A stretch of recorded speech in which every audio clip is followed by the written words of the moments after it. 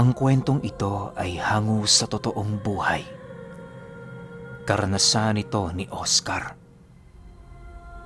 Taong 1981, Osamis, Misamis Occidental.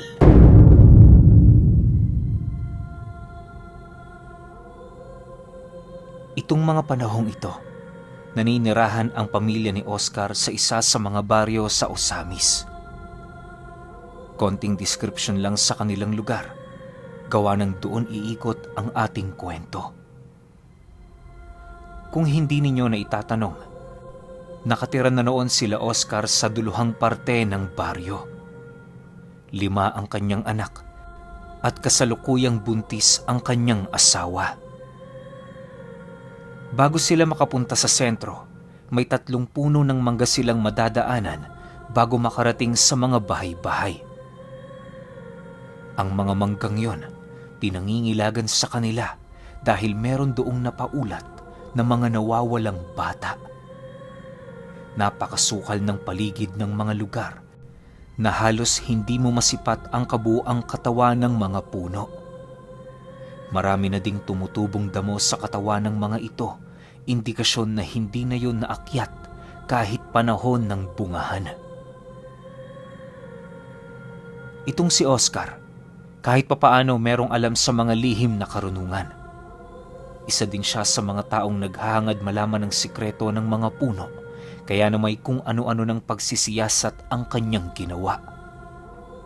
Subalit lahat ng paghihirap niya noon, paulit-ulit lang namang nabaliwala sa kadahilan ng bigo pa rin siyang matukoy ang sikretong itinatago ng mga puno ng mangga. Sa katunayan, may nakatulong na siyang albularyo sa paghahanap ng sikreto nito, subalit bigo pa rin silang makahanap ng kahit konting palatandaan. Magmula noong wala na silang naramdamang kakaiba sa lugar na yon, minabuti nilang yon ay layuan. Para kay Oscar, maaaring hindi talaga mahiwaga ang mga puno ng mangga, bagkus ginamit lamang ito ng mga masasamang loob para kunin ang mga bata. Sa paglipas ng mga buwan, wala namang nangyaring kakaiba. Pagaman tahimik na ang kanilang baryo, patuloy niya pa ring pinag-iingat ang kanyang mga anak. Isang hapon, pagdaan niya sa puno ng mga mangga, nakasilay siya doon ng 2 batang naglalaro sa gilid nito. Hindi alintana sa mga bata ang madamong parte na paligid, na para bang wala man lang sila doong nararamdamang kahit ano. Matapos niya yung masilayan, dali-dali naman siyang lumapit doon habang patuloy yung sinusuway. Medyo nababahala na kasi siya noon, lalo pat papasapit na ang takip silim. "Hoy! Ba't diyan kayo naglalaro? Nasaan ang mga magulang ninyo?" Bungad na tanong ni Oscar paglapit niya sa kinaroroonan ng mga ito. Matapos niyang makapagsalita, nasipat niya ang batang tumakbo papaloob ng manggahan, imbis sana na lumapit sa kanya. Dahil sa ginawa nito, dali-dali naman niya itong sinundan, subalit pagdating niya sa looban, wala na siyang nadatnan. Ang tanging naririnig na lamang niya noon sa paligid, tawanan ng mga bata at kaluskos ng mga damo nitong dinaraanan. Ilang minuto pa ang lumipas, dahan-dahan nang nag-iba ang simoy ng hangin. Pakiramdam noon ni Oscar, hindi na ordinaryo ang mga bagay na kanyang nakikita, gawa ng bukod sa bago sa kanya ang pagmumuka ng mga batang yon. Hindi niya rin lubusang inaasahan ang magiging akto ng mga ito sa kanyang pagtawag. Sa pagpapatuloy ng kanyang pagmamasid sa paligid, mas lalo pang lumakas ang naririnig niyang mga boses. Yung tipong kahit saang dako siya tumingin, akala niya doon yon ang gagaling. May mga ginawa na din siyang pagkarga ng bakod at puder sa katawan niya, pero wala itong nagagawa. Maya-maya pa, minabuti na niyang lumabas ng manggahan para umuwi sa kanilang tahanan. Hindi na niya pinansin ang panlalaro ng mga batang yon, gawa ng unti-unti na niyang napagtanto na maaaring kaluluwa ang mga ito. Pagdating niya sa gilid ng daan, nakarinig siya ng pagtawag sa kanyang likuran. Ang boses na kanyang narinig, garugal at animoy dalawang matandang lalaki ang nagsasalita sa iisang katauhan. Dala ng takot noon ni Oscar. Agad naman niya yung sinipat, subalit pagbalik niya ng tingin sa manggahan, wala siya doong nakita.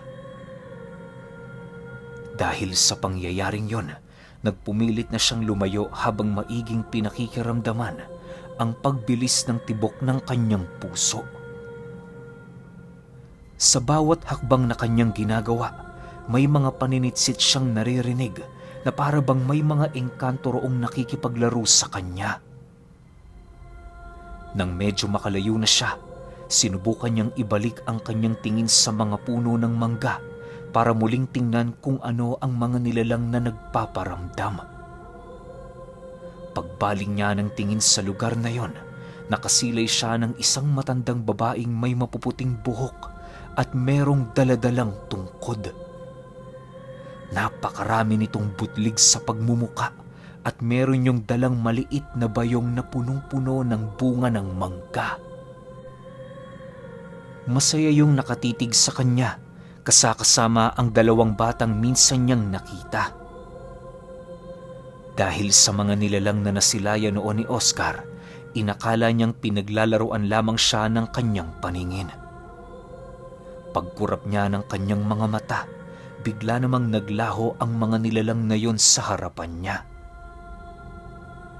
Matapos ang mga pangyayari, nagpasya na siyang umuwi na para bang walang naranasang kakaiba. Sa pagbalik niya sa kanyang tahanan, halos wala siyang naging magandang tulog noong gabi. Kapag pinipikit niya kasi ang kanyang mga mata, ang matandang yon ang kanyang nakikita. Hindi niya alam pero kahit anong gawin niya, hindi na yun maalis-alis sa kanyang isipan. Nang mapagtanto niyang hindi na siya magkakaroon ng mahimbing na tulog, minabuti na lamang niyang magbasa ng Biblia. Lumipas ang 2 araw, dala-dala ni Oscar ang pagtitiis tuwing sumasapit ang tulugan. Marami na siya noong ginawa para makatulog ng mahimbing pero sa kasamaang palad paulit-ulit niya pa ring nasisipat ang matandang yon. Halos umabot din ito ng 1 linggo bago siya tuluyang magpasya na magpatingin na sa albularyo. Nababahala na din siya kahit papaano, lalo pat kasalukuyang buntis ang kanyang asawa at marami ng kakaibang hayop ang umaaligid sa bahay nila. Nalaman ni Oscar ang tungkol sa mga hayop na dumaraan sa kanilang tahanan dahil sa kanyang mga anak. Ayon sa mga ito, habang naglalaro ito sa kanilang bakuran, may mga nasisipat itong mga malalaking tipaklong na tumatalon sa mga puno. Malapad ang laki nito na siya namang hindi ordinaryo para sa ganoong insekto. Nakakakita din sila ng mga tumpok ng mga bulate sa damo kahit wala doong malambot na lupa o lupang nababad sa tubig. Nang mapag-alaman yun ni Oscar, nagpumilit siyang utusan ng kanyang mga anak patungong baryo para papuntahin sa kanila ang kakilala niyang albularyo. Bago pa man sumapit ang hapon noong araw na yon, kasalukuyan ang kausap ni Oscar ang manggagamot. Inilahad niya dito ang kanyang mga pinagdaanan kapag sumasapit ang pagtalikod ng araw sa kalupaan. Mariin din niyang inilahad sa matanda na maaaring ang mga bagay na kanyang napapanaginipan ang dahilan kung bakit nangangayayat ang kanyang katawan. Nang marinig ng albularyo ang kanyang testamento, doon na ito gumawa ng kanyang paraan para matukoy ang kanyang iniindang karamdaman. Sa ngayon, Oscar, hindi ko pa masasabi sa iyo kung ano ang iniinda mo. May konti kang presensya ng mangkukulam, pero hindi yun sapat upang mabigyan ka ng malubhang karamdaman. Ang inaalala ko itong asawa mo. Meron na ako naaamoy na marka sa kanya. Maaaring pinapadapuan ka ng sakit ng mangkukulam upang malaya nitong makuha ang iyong sanggol. Pero huwag ka munang mabahala sa bagay na yan, sapagkat yan haka-haka pa lamang. Bago tayo gumawa ng hakbang, dapat meron tayong basihan. Wika ng albularyo matapos marinig ang kanyang kwento. Dagdag pa nito na kapag natapos na niyang gawin ng tawas, pupunta sila sa lugar na lumitaw sa ritual para mag-alay. Inaasahan kasi noon ng albularyo, mababawi pa nila sa alay ang kanyang iniindang karamdaman. Nang mapag-alaman na niya ang nais nito, doon na nila inumpisahan ng gamutan. Maraming paraan ng pagtawas ang matanda, kaya medyo natagalan yon bago maisagawa. Halos takip silim na nang matapos ang ritual nito, kung kaya't wala silang pagpipilian kundi ang tumungo sa lugar na tinutukoy ng tawas para magbigay ng alay. Kagaya ng inaasahan, walang ibang lumitaw na lugar kundi ang manggahan. Yon ang kanilang nakita sa pagtawas ng matanda, kaya na may kahit labag sa loob nilang pumunta doon ng 10 oras, wala silang pagpipilian. Hindi na nila maaari pang mabawi ang ritual dahil kalakip nito ang sumpang maaaring maipataw ng mga engkanto kay Oscar kapag hindi nila nagawa ang parte ng alay. Bago sila umalis ng tuluyan sa kanilang tahanan, mariin niyang ibinilin sa kanyang mag-ina na huwag bubuksan ang pinto sa kahit sinong kumatok ng hindi nagpapakilala.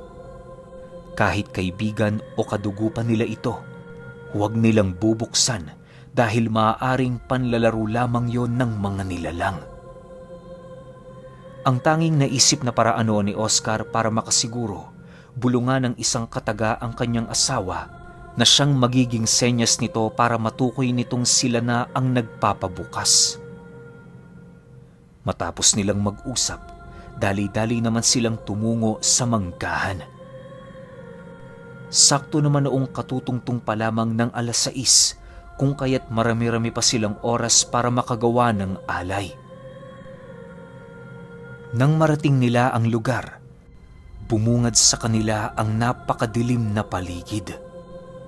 Iisang sulo lamang ang nagbibigay liwanag sa kanila at halos wala na silang nakikitang taong napapadpad sa lugar. Habang binabagtas nila ang daan, mahigpit naman ang kanyang pagkakahawak sa dala niyang 2 manok. Gawa ng panayang pagpupumiglas ng mga ito habang pumapasok sila sa manggahan. Nang marating nila ang pinakagitnang puno, mahinahong inilatag sa lupa ng albularyo ang mga dala nitong sangkap sa pag-aalay ng ritual. Habang ginagawa nila ito, panay naman ang pagsimoy ng malakas na hangin sa paligid. Nakakarinig na din sila ng mga kakaibang bulong, indikasyon na maraming nilalang ang naninirahan sa mga puno ng mangga. Ilang minuto pa ang lumipas, doon na nag-umpisang manalangin ang matanda. Sa bawat pagbigkas nito ng kataga, mas lalong lumalakas ang simoy ng hangin sa paligid. Maya-maya pa, bahagya naman silang natigilan nang makaramdam sila ng 2 kamay na biglang humawak sa kanilang balikat. Napakalamig ng mga kamay na yon na animoy matagal na itong nakababad sa yelo. Dala ng labis nilang pagkagulat, dali-dali nila yung iwinaksi sa kanilang mga balikat.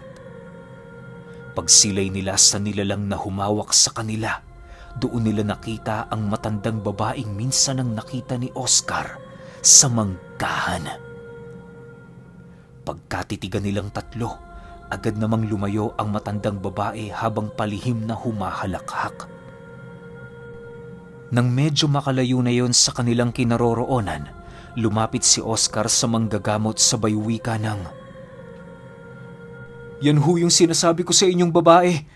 Tingnan nyo, parang walang normal sa katawan niya. Ang hugis ng kanyang wangis at kulay ng kanyang balat, hindi mo maihahalin tulad sa mga ordinaryong tao. Sa tingin nyo, Manong, engkanto ba siya?" Nang marinig naman ng manggagamot ang kanyang sinabi, isa lang ang isinagot nito sa kanya. At yun ay, aswang ang matandang nasa harapan nila. Malabo yung maging isang engkanto sapagkat ibang-iba ang mga kaanyuan nitong naninirahan kasama ang kalikasan. Nararamdaman din ng albularyo ang malabangkay nitong hininga, hudyat na marami na yung nakaing karne ng tao. Sa pagpapatuloy ng kanilang pagmamasid, nagpasya silang kausapin ng matanda para naman kahit papaano magawa nilang malaman ang pananatili nito sa manggahan. Malakas ang kutob noon nila Oscar na maaaring ang matandang yon merong kinalaman sa pagkawala ng mga bata sa kanilang baryo ilang buwan na ang nakalipas. Subalit kahit anong pagtatanong nila sa nilalang, patuloy lang yung nakangisi sa kanila habang nananatiling tahimik. Maya-maya pa, ikinumpas nito ang kanyang tungkod sa ere na siyang naging sanhi ng mabilisan nitong paglaho. Dahil sa pangyayaring yon, agad namang ibinaling ng albularyo ang kanyang wisyo sa ritual ng pag-aalay upang hindi na ito magkaroon ng pagkakataon para mautusan ang mga engkanto sa lugar na pagtulungan itong si Oscar. Habang nagpapakawala yon ng mga buhay na salita, unti-unti naman nilang nararamdaman ang paglapit ng mga hindi nakikitang nilalang sa buong paligid. Alam ni Oscar na pinaglalaroan na sila noon ng mga engkanto kahit hindi niya nasisilayan ang mga ito. Ilang minuto pa ang lumipas, dali-dali namang kinuha ng albularyo ang hawak niyang manok at kasabay nito ang mabilisan nitong paggilit sa leeg ng mga hayop. Ikinalat nito ang dugo sa paligid na siyang naging sanhi upang dahan-dahan ang tumahimik. Mabuti naman at nakahabol tayo. Yung matanda, Oscar, hindi pa ba nagpapakita? Tanong ng albularyo matapos nitong maitaboy ang mga engkanto. Hindi pa, Manong, pero pakiramdam ko nasa paligid lang siya. Sagot naman niya sa kanyang kaibigan. Matapos ang kanilang pag-uusap, sinubukan nilang maglakad patungo sa labasan ng manggahan. Subalit hindi pa man nila nararating ang kinaroroonan ng 2 puno papalabas, nagawa na silang matambangan ng isang nilalang na nakatuwad. Hubot-hubad yon at halos nangangalingasaw na ang baho ng buong katawan nito. Pagsilay nila sa pagmumukha ng nilalang, kitang-kita nila ang matatalas nitong mga ngipin at halos abot tenga nitong bunganga.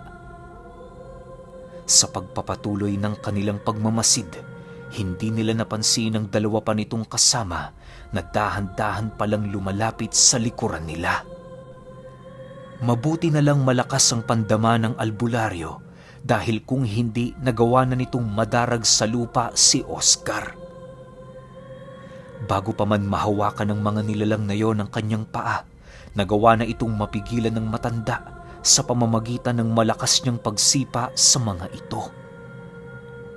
Dahil sa ginawa ng albularyo, agad namang sumugod ang aswang na kasalukuyan nilang pinagmamasdan. Walang habas sila nitong inatake hanggang sa dumating ang puntong nadapo na sila sa dulong parte ng manggahan. Si Oscar noon, marami ng kalmot sa katawan habang ang albularyo naman punong-puno na ng dura at dugo sa kanyang balikat at bisig. Bagaman dehado silang 2 sa mga nilalang na yon, nagpumilit silang yon ay labanan. Ang ginawa nila, Humanap sila ng matitibay na sanga sa paligid upang yon ang kanilang magsilbing armas laban sa mga ito.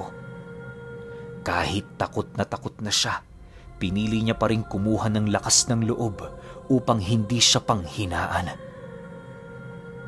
Inisip na lamang niyang walang pinagkaiba ang mga ito sa mga kagaya niyang taong masasama ang loob na pilit naghahangad ng kalamangan sa kanilang kapwa. Habang patuloy nilang dinidepensahan ang kanilang mga sarili, paunti-unti namang lumalapit ang dalawang kasama ng matanda na nasa kaanyuan ng mga batang butot balat at halos hindi na makilala dahil sa malabungo nilang pagmumuka. Panay ang paglalaway ng mga ito at hindi mo yun makikitaan ng kahit katiting na pagkurap sa kanilang mga mata. Ilang minuto pa ang lumipas, muli na naman sila nitong sinugod. Pagsilay ni Oscar na tumalon yun patungo sa kanya, dali-dali niyang hinawi ang hawak niyang sanga at kasabay nito ang buong lakas niya ditong pagsapak. Pagtama ng kanyang kamao sa pagmumuka ng aswang, bigla yung tumilapon sa kanyang harapan. Dahil sa pangyayari, mabilisan namang sumugod ang matandang aswang. Nang masipat niyang papalapit na ito sa kanya, dali-dali naman siyang tumakbo patungo sa likurang bahagi ng puno ng mangga na malapit sa kanya. Doon ay nakipaghabulan siya sa nilalang hanggang sa tuluyan ng maisagawa ng albularyo ang kanyang paghahanda sa sangang hawak niya. Matapos nitong maihipan ng dasalang daladala nitong sanga, agad naman yung lumapit kay Oscar upang yon ay tulungan. Pagtama ng hawak nitong sanga ng puno sa katawan ng aswang, bigla naman yung napaatras gawa ng nakaramdam ito ng labis na pagkasunog sa kanyang katawan. Dahil sa pangyayaring yon, medyo dumistansya na yun sa matandang albularyo habang mariing naghahanap ng perpektong pagkakataon para umatake. Sila Oscar naman, piniling manatili sa kanilang kinaroroonan at matyagang naghihintay sa pag-atake ng aswang. Hindi mo na kami basta-bastang masasaktan ngayon. Subukan mong lumapit para magkaalaman tayo. Wika ng albularyo sa nilalang habang patuloy na kinukumpas sa ere ang hawak niyang sanga. Nang marinig nito ang kanyang sinabi, bigla naman yung umangil at kasabay nito ang pagsilay nila sa mga kalansay ng mga bata na nakatali sa puno ng mangga. Meron doong iniuusalang matanda na siya namang labis nilang ikinaalarma. Alam ng albularyo na anuman ang ginagawa nito, maaaring pantapat sa mga usal niyang nakakapit sa kanyang armas. Upang hindi na magkaroon ng pagkakataon ng aswang na magawa ang bagay na yon, patuloy nila yung sinugod habang nag-uusal ito. Hindi nila ito tinantanan, gawa ng sa bawat pagbigkas nito ng mga buhay na salita, kitang-kita nila ang pagliwanag ng mga mata ng kalansay na kasalukuyang nakabigti sa puno ng mangga. Napansin din nila noong hindi nakakaatake ang aswang habang nag-uusal, kung kaya't yon ang naging perpekto nilang pagkakataon upang kitilan yon ng buhay.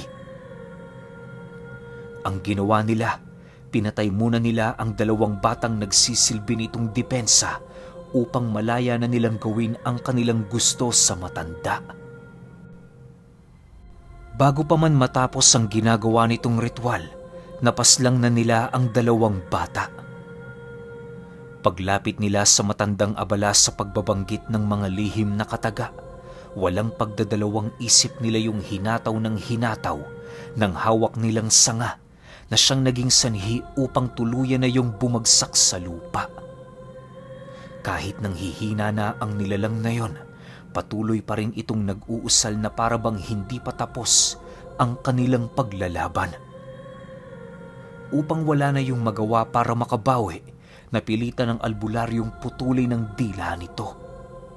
Nagawa nilang maisakatuparan ng bagay na yon sa tulong na din ni Oscar. Ang ginawa nila, pinagtulungan nilang buksan ang bunganga nito upang mahila papalabas ang dila. Paghawak doon ng albularyo, dali-dali naman niya yung pinutol sa pamamagitan ng kutsilyong kanyang ginamit sa pagpatay ng manok na ginawa nilang alay. Matapos nilang magawa ang bagay na yon, unti-unti nang nawawala ang mga kalansay ng batang kasalukuyang nakabitay sa mga sanga ng puno ng mangga. Nang mapagtanto nilang humupa na ang abilidad ng aswang, agad naman yung ipinako ng albularyo sa lupa at kasabay nito ang pagkuha ni Oscar ng isang supot na asin sa lugar na kinaroroonan ng ritual. Hindi kaparte ng ritual ang asin na yon, kung kaya't wala siyang dapat ipag-alala na kunin ito. Pagbalik niya sa kinaroroonan ng albularyo, inutusan siya nitong ibuhos sa katawan ng aswang ang dala niyang supot. Nang marinig niya ang sinabi nito, ginawa naman niya yon ng walang pag-aalinlangan. Maniwala kayo o hindi, habang binubuhusan ni Oscar ang katawan ng nilalang, amoy na amoy niya ang napakabahong-baho nito sa katawan. Halos isuka na niya noon ang kanyang kinain noong 12:00, gawa ng hindi niya maatim ang baho nitong maihahalin tulad mo sa nabubulok na karne. Matapos niyang maibuhos ang lahat ng asing nasa supot, bigla namang tumigil sa paggalaw ang nilalang, indikasyon na tuluyan na itong binawian ng buhay. Pagsilay nilang patay na ito, agad naman silang umalis sa manggahan para balikan ang mag-ina ni Oscar.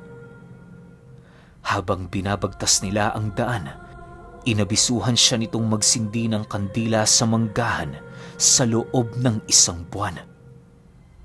Gagawin niya ito para sa ikatatahimik ng mga kaluluwang na biktima ng aswang. Nang marinig niya ang sinabi ng matanda, nangako siya sa kanyang sarili na hindi siya titigil sa pagsindi roon hanggat hindi pa natatahimik ang kaluluwa ng mga bata. Magmula nang nangyari ang insidente, pabalik-balik na si Oscar sa manggahan kasama ang kanyang mga anak tuwing hapon. Kampante naman siyang iwan ng kanyang asawa sa kanilang tahanan, gawa ng napag-alaman niya sa albularyo na ang nagbigay ng marka sa tiyan nito ay ang nilalang na kanilang pinatay.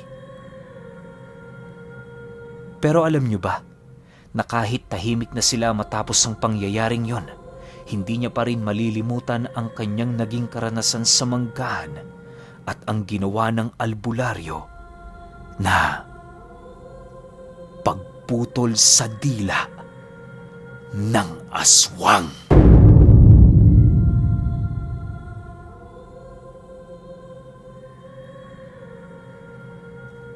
Okay, opinion ko sa kwento. Parang matik naman no? Na hindi natin masasabi kasi na engkanto yung kumukuha ng mga bata Yung mga nawawala dun sa manggahan. Matik naman yung aswang na yun, yung pinatay neto nila Oscar. Tsaka ang galing din ng manggagamot no? Isipin niyo nagawa niyang putulan ng dila yung aswang. Alam naman natin lahat pare-pareho na napakahirap gawin ng ganun. Maliban na lang kung meron ka talagang mataas na aral o malakas na tanga ng mutya. Kaya para sa kwento na to, napaka-solid tsaka ang galing nung manggagamot na nilapitan ni Oscar. Pero kayo, kung may opinyon kayo sa kwentong ito, i-comment nyo lang sa baba. Yun lang. Hanggang sa susunod na kwento. Salamat.